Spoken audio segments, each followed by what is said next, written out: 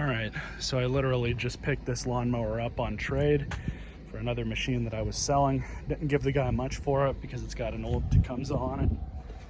I'm not a huge fan of these, but this thing is actually kind of interesting.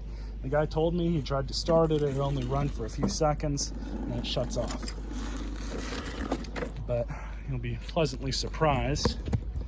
First, I'm gonna check the oil.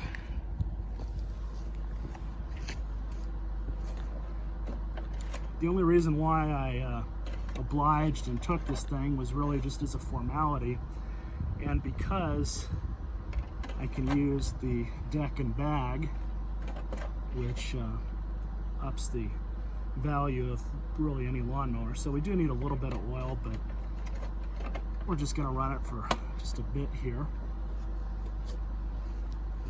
Start her up.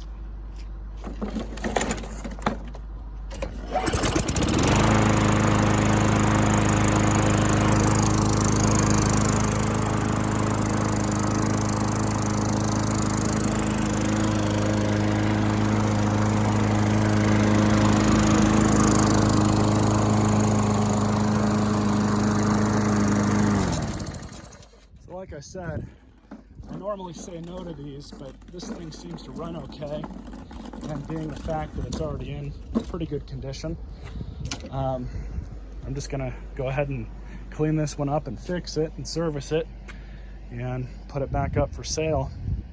Probably get about $100 for it, 120 maybe. For some reason, Craftsman or anything with the Craftsman name on it really retains its value, and it's easier to sell than something like a newer Lawn Boy or one of these. People recognize that name, and even though there's really nothing special about a Craftsman lawnmower, that just goes to show you guys how much, at least I've come to realize, that it's just the name that sells some stuff sometimes. So we'll be cleaning this up. You guys will see another video on it, and stay tuned for that.